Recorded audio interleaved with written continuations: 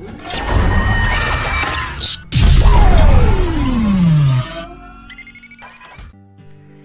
everybody, pada kesempatan kali ini kita akan membahas tentang 3 komponen yang ada dalam tubuh manusia dari teori psikoanalisis yang dikemukakan oleh Sigmund Freud. Yang pertama, di sini ada id.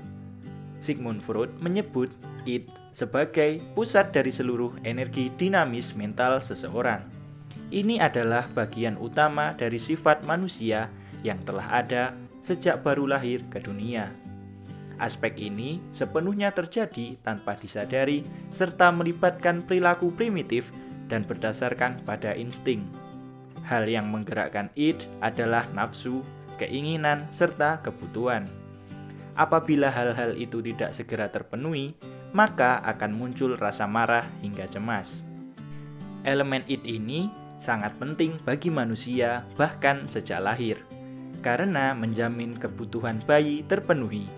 Lihat saja bagaimana bayi akan menangis saat merasa tidak nyaman atau lapar, kemudian kembali tenang setelah kebutuhannya terpenuhi. Pada masa anak-anak, mereka sepenuhnya masih digerakkan oleh id.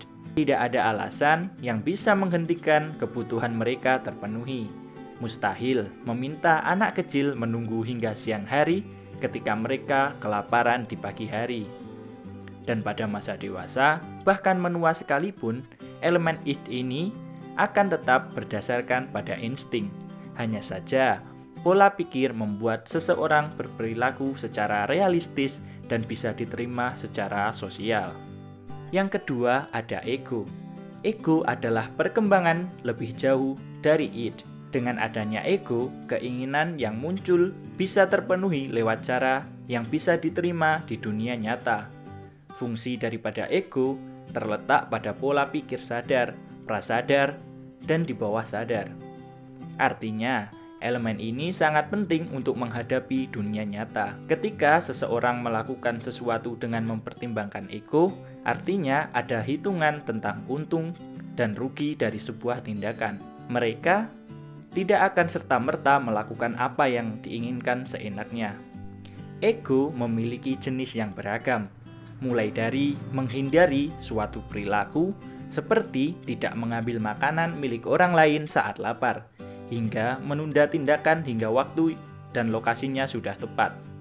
Salah satu contohnya, saat merasa kelaparan di tengah rapat penting, ego akan membuat seseorang dapat menahan diri tidak meninggalkan rapat secara tiba-tiba.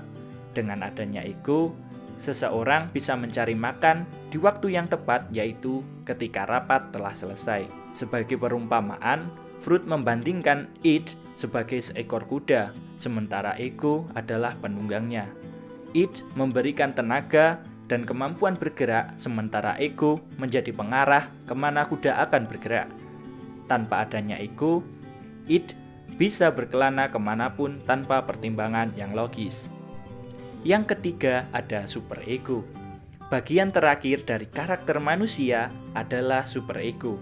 Menurut penemu teori psikoanalisis asal Jerman ini, superego muncul sejak usia sekitar 5 tahun. Akar dari superego adalah nilai moral dari orang tua dan lingkungan sekitar. Ini adalah cara manusia berpikir, mana yang benar dan mana yang salah. Lebih lanjut, superego menjadi dasar seseorang membuat keputusan. Ada 2 bagian dalam superego ini, yaitu yang pertama adalah sadar. Superego dengan informasi seputar hal yang dinilai buruk menurut orang tua dan masyarakat umumnya, ini adalah perilaku yang dilarang dan berkonsekuensi buruk seperti hukuman, rasa bersalah, dan penyesalan. Yang kedua, ego ideal.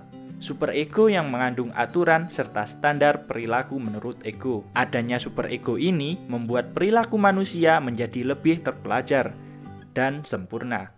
Cara kerjanya dengan menekankan keinginan id. Tak hanya itu, ego juga dibuat agar memenuhi standar ideal dan prinsip yang realistis. Mungkin hanya ini video pembahasan tentang id, ego, dan superego. Semoga video ini bermanfaat bagi kita semua.